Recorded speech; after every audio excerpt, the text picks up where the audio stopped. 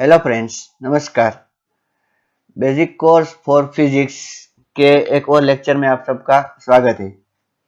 In the previous lecture, we have discussed the introduction about derivative and discussed some formula of the derivative that can be used in the physics. And in today's session, we are going to calculate some examples. Okay. And my request is that if you calculate before me, okay, then it is excellent. Okay, so when I say calculate yourself, then just pause the video and you can try it. Okay, so let's start. First, we should know the formula of derivative. ddx of x raised to n is equals to what? N into x raised to n minus 1. See, it is not like that you have to apply only for x. You can write t also here and t raised to n. So, what is the answer? N into t raised to n minus 1. Okay, now let's start one example. Find the derivative of t cube. Okay, so here 3. What is 3? N. So first of all we have to write 3 and then after t. Yes or no? First n and t and then after n minus 1. So here we have to write 3 minus 1. So what we get? 3t and 3 minus 1. So 3t square. Okay, this is the answer. Very simple. Let us try one more. Derivative of t raised to 7. Okay, so pause it and try it. 7t raised to 7 minus 1. Now what is 7 minus 1? 6. So what you can say? 7 into t raised to 6. One more example. Derivative of t raised to minus 4. So first you should write minus 4 and t raised to minus 4 minus 1. So minus 4 into t raised to minus 5. It's very simple. Now next, derivative of root t. So ddt of root t means what? T raised to 1 by 2, right? Okay. So what we can write? 1 by 2 into t raised to 1 by 2 minus 1. So 1 by 2 into t raised to 1 by 2 minus 1 is what? Minus 1 by 2, right? So what we can write is equals to 1 by 2 and 1 upon t raised to 1 by 2. Why? Because it is raised to 1 minus 1 by 2. That's why. So what we can write? 1 upon 2 root t. Okay, one more. Derivative of 5 t raised to 7. Okay, so 5 as it is, and you can write like this: derivative of t raised to 7. Okay, so 5 as it is, and what is derivative of t raised to 7? 7 t raised to 6. So 5 sevens are 35. 35 t raised to 6. Very simple. Okay, let's try one more. Derivative of 2t cube. So 2 into 3t square. 2 3s are 6t square. Okay, so it's very simple. That how to find out the derivative. Okay, one more. Derivative of 100 t raised to 5. Okay, so 100 into 5 t raised to 4. So 100 into 5 is what? 500 t raised to 4. Okay, I think you will find some easiness in this. Okay, how to calculate the values. Okay, let us try one more. Derivative of t. So derivative of t is the 1. Okay. Remember, always it is not like that dt cancel. No. Derivative of any function with respect to that function is always 1. For example, if I say derivative of 4t plus 5 with respect to 4t plus 5, what is the answer? 1. Okay. Like that, derivative of any function with respect to that function will be 1. Okay, now let's try one more. Derivative of 4, what will be the answer? 0.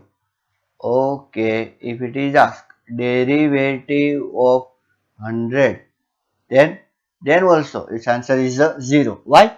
Because 4 is constant, so its derivative is a 0, and 100 is also constant, that's why its derivative is also 0. So it's very simple. Okay, so now let's move forward somewhat. Derivative of t square plus t cube. Okay, so first derivative of t square, then derivative of t cube. Now, what is derivative of t square? 2t. And what is derivative of t cube? 3t square. So, this is the answer. Okay, very simple. Let us try one more. Derivative of 5t cube plus 4t square minus 7t plus 1. Okay. So, 5 into 3, directly I will write 15t square plus here 4 to the 8, so 80 minus 70, so 7 plus 0. Here we have written derivative. Okay, we have used this formula. Derivative of kt is equals to k into derivative of t with respect to t. But what is this value? 1. So what is the answer? K. That's right. Derivative of 70. 70 is a 7. And 1. 1 is a constant. So its derivative is a 0. Got it? Okay. Let me write one more. And as I write the question, just pause the video and then after you can try. Derivative of 7t raised to 4 minus 3t cube plus 2t square plus 4t minus 9. Okay, can you? Okay, question थोड़ा लंबा है लेकिन आप easily कर सकते हो. पहले क्या करेंगे, इसका डेरिवेटिव लेंगे तो 7 4 जा क्या आ जाएगा 28 t रेज टू 3. अभी 3 3 जा 9 9 t स्क्वायर 2 2 जा 4 तो क्या आ जाएगा 4t प्लस यहाँ पर 4t का क्या आ जाएगा 4 minus 0. So this is the answer. So in this way we have discussed the derivative formula of power, मतलब कि पावर में अगर है कोई तो कैसे यूज करे. ठीक है ना, ये आपको अच्छी तरीके से आना चाहिए. फिर हमने कांस्टेंट वाला भी डिस्कस कर लिया. अब थोड़ा मल्टीप्लिकेशन की बात करते हैं. Multiplication dt of t into sine T. ठीक है, आपको रूल पता है? क्या रूल है? dt of u into v, u into derivative of v plus v into derivative of u. तो यहां पर ये जो t है ना उसको हम क्या लेंगे u, और यह साइन t है ना उसको हम क्या लेंगे v लेंगे. ओके, तो आइए शुरू करें. u into derivative of sine t plus sign t into derivative, sorry मैंने यहाँ पे u लिखा ना, एक्चुअली वहां पर u नहीं होना चाहिए था. वहां पर पहला फंक्शन जो है वो क्या है, t है, तो वहां पर क्या होना चाहिए था, t होना चाहिए था। ओके ओके, और यहाँ पर भी हम क्या लिखेंगे, t। ठीक है, आइए अब इसको सॉल्व करते हैं। t, अभी देखिए साइन t का डेरिवेटिव क्या होता है, cos t। साइन x अगर होता तो cos x, साइन t है इसलिए cos t। ठीक है, प्लस साइन t, इसको एज इट इज, इसका कुछ नहीं करना है, डी डी टी, इसका t, इसका क्या करना है 1। सो what is the answer, t cos t plus sin t। so in this way easily we can find out। Okay एक बार और करते हैं तो आपको अच्छी तरीके से क्लियर हो जाएगा। Find out the derivative of T square into 10t। कर सकते हो, एक बार ट्राई करो, आप पॉज करके ट्राई करना, ठीक है ना। ओके, तो मैं फिर से बोल देता हूँ, ये क्या है u और ये क्या है v। तो टी स्क्वेयर को एज इट इज रखेंगे और किसका डेरिवेटिव लेंगे, 10t का। फिर 10t को एज इट इज रखेंगे और किसका डेरिवेटिव लेंगे, टी स्क्वेयर का। तो यहाँ पर T square as it is और 10t का डेरिवेटिव क्या आया, six square T, plus 10t as it is और टी स्क्वायर का डेरिवेटिव क्या आया 2t। एक बात याद रखें, जो यहाँ पर ब्रैकेट में लिखा है उसका डेरिवेटिव यहाँ लिखना है, डायरेक्टली टी स्क्वायर का आंसर इस ब्रैकेट में नहीं लिख देना है और आंसर लिख के डी बाद में नहीं लिखना है, ठीक है ना। तो मैं क्या बोल रहा हूँ, जब भी आप डेरिवेटिव कर लो उसके बाद में डी और ऐसा कुछ लिखने की जरूरत नहीं है। तो देखो यहाँ पर टी स्क्वायर है और यहाँ पर टी, तो हम टी कॉमन निकाल सकते हैं। तो t into sex square T plus 210t। ठीक है, बहुत सिंपल हो गया। ओके, अब मल्टीप्लिकेशन रूल की बात करते हैं। मल्टीप्लिकेशन रूल में क्या है देखिए, सॉरी मल्टीप्लिकेशन रूल नहीं, डिवीजन रूल में D d t of sine T upon cos t.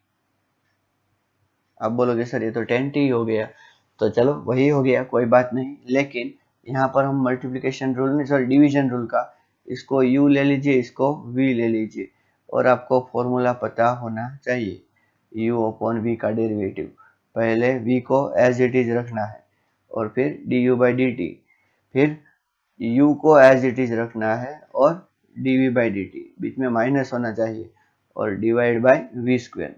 चलो आया करें। ओके, तो पहले v को एज इट इज रखना है, तो कहने का मतलब क्या है, cos t को एज इट इज रखेंगे और किसका डेरिवेटिव लेंगे, sin t का।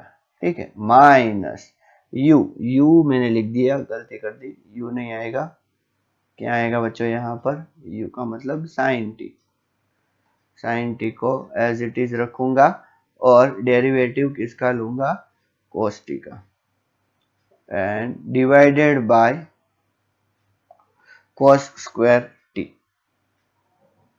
ओके, तो आइए देखते हैं आगे क्या होता है। cos t, okay, now what is derivative of sin t, cos t अभी हमने देखा,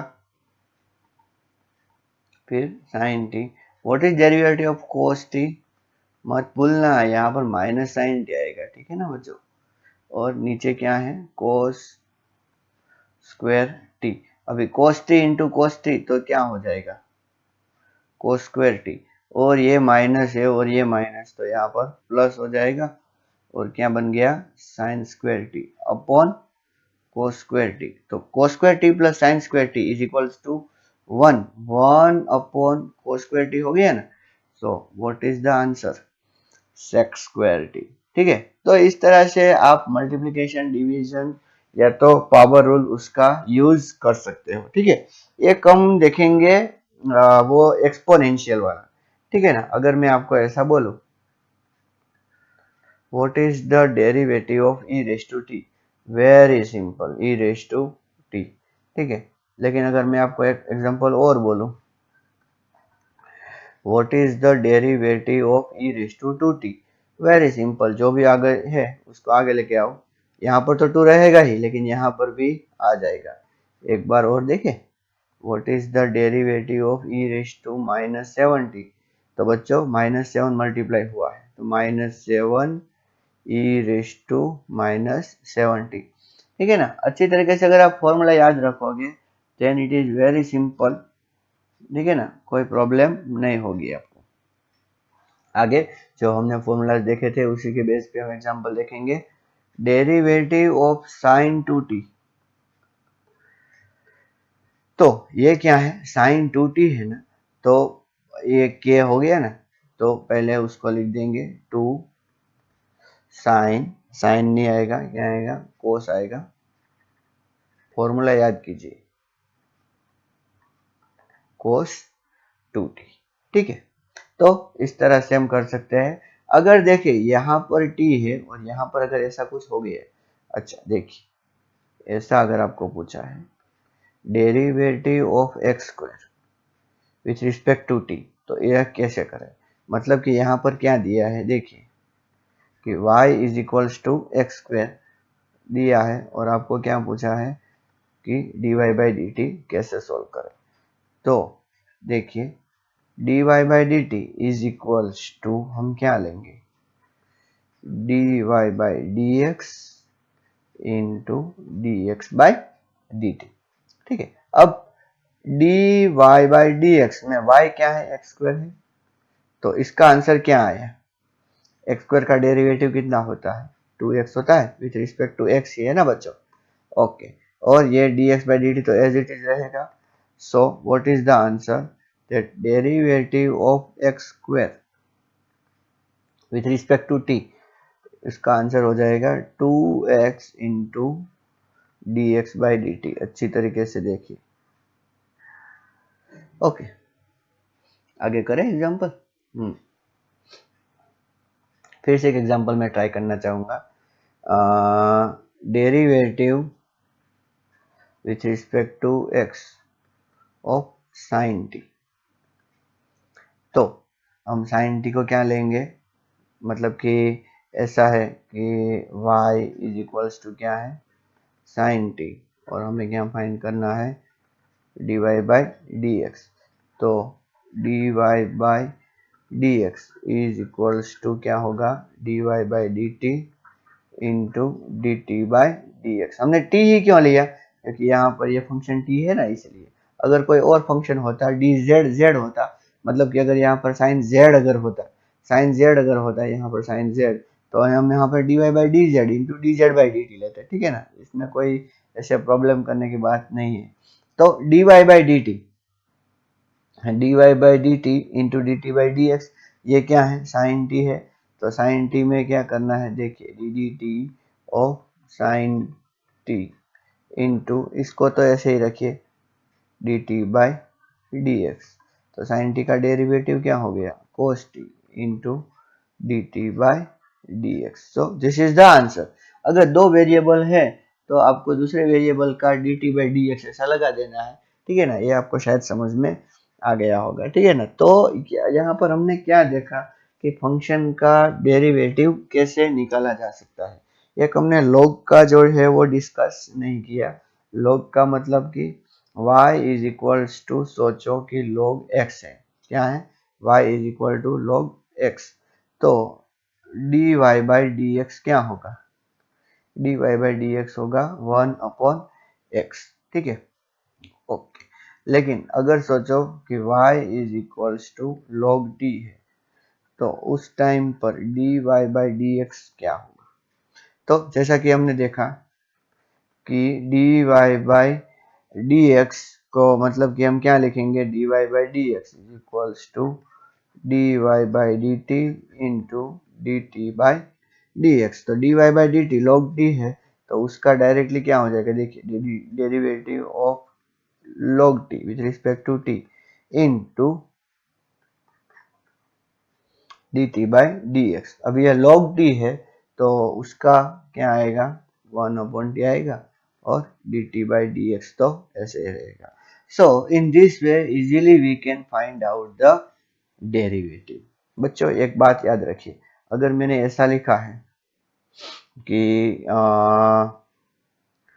dx/dt, ठीक है, तो ये कौन सी वैल्यू है? ये है इंस्टंटेनियस वैल्यू। कैसी वैल्यू है? Instantaneous value. और अगर हमने delta x by delta T लिखा है तो ये कैसी वैल्यू है? एवरेज वैल्यू, ठीक है ना। अब यहां पर अगर x को हम डिस्टेंस ले, क्या ले? डिस्टेंस, और t को क्या ले? टाइम। तो आपको पता है डिस्टेंस अपॉन टाइम क्या होता है? वेलोसिटी होता है। तो इसका मतलब क्या है कि dx अपॉन dt है, वो क्या है? इंस्टंटेनियस वेलोसिटी हो गई बच्चों। क्या हो गई? Instantaneous velocity. ओके। और अगर हम इसको वेलोसिटी ले और इसको तो टाइम ही ले, तो वेलोसिटी अपॉन टाइम मतलब कि ये dv upon dt, velocity upon time क्या हो गया? एक्सेलरेशन हो गया बच्चों। देखिए बहुत इंटरेस्टिंग हमें रिजल्ट मिला है, क्या कि डिस्प्लेसमेंट है जिसका सिंबल क्या है? x, फिर वेलोसिटी है जिसका सिंबल है v, और एक्सेलरेशन है, ठीक है ना। काइनेमेटिक्स में हम इन को बहुत बहुत एक्सटेंसिवली पढ़ने वाले हैं। इसका सिंबल क्या है? a। अगर हम dx बाई dt करते हैं, मतलब कि x का अगर हम डेरिवेटिव लेते हैं, क्या लेते हैं बच्चों? डेरिवेटिव डिस्प्लेसमेंट का, तो हमें क्या मिल जाएगा? Velocity derivative with respect to t। लेकिन अगर हम वेलोसिटी का एक बार और डेरिवेटिव ले, डेरिवेटिव किसके साथ? t, तो हमें क्या मिल जाएगा? एक्सेलरेशन। तो कहने का मतलब क्या है कि अगर हमें x से एक्सेलरेशन चाहिए तो हमें कितनी बार डेरिवेटिव लेना पड़ेगा? 2 टाइम। कितनी टाइम डेरिवेटिव लेना पड़ेगा? 2 टाइम डेरिवेटिव करना पड़ेगा। 2 टाइम डेरिवेटिव को डबल डेरिवेटिव भी बोलते हैं बच्चों। क्या बोलते हैं? Double derivative. तो हमेशा एक सेंटेंस लिख सकते हैं, क्या कि velocity is 1 time derivative of displacement with respect to t। ठीक उसी तरह acceleration is 1 time derivative of velocity। और एक सेंटेंस और, क्या कि acceleration is 2 time derivative, acceleration is 2 time derivative of displacement, acceleration is 2 time derivative of displacement with respect to t। बच्चा double derivative मतलब क्या है? कि चेंज होने का रेट। ओके, डिस्प्लेसमेंट के चेंज होने के रेट को वेलोसिटी बोलते हैं, लेकिन डिस्प्लेसमेंट के चेंज होने के वेलोसिटी के चेंज होने के रेट को एक्सेलरेशन बोलते हैं। अगर मैं ऐसा लिखूं, डेरिवेटिव किसका? तो डेरिवेटिव का डेरिवेटिव, ये ऐसा हो गया। तो हम इसको क्या लिख सकते हैं? Derivative of velocity. और इसको हम क्या लिख सकते हैं? तो अगर हमें इसको लिखना है तो हम इसको ऐसे भी लिखते हैं, D square X by D T square is equals to, क्या मिल जाएगा हमें? एक्सेलरेशन। ठीक है, तो देखो ये अगर हमें पता है तो इजीली हम एवरेज या इंस्टेंटेनियस वेलोसिटी फाइंड कर सकते हैं। एक बात अच्छी तरीके से याद रखिए कि डेल्टा है तो एवरेज है और डी है तो इंस्टेंटेनियस है, ठीक है ना। डेल्टा क्या है? एवरेज, और डी क्या है? इंस्टेंटेनियस, ठीक है। तो यहाँ पर ये जो एग्जांपल्स जो हमने सॉल्व किए, ठीक है, उतना ही रखते हैं। In the next session we will see the maxima and minima. Okay, thank you and नमस्कार।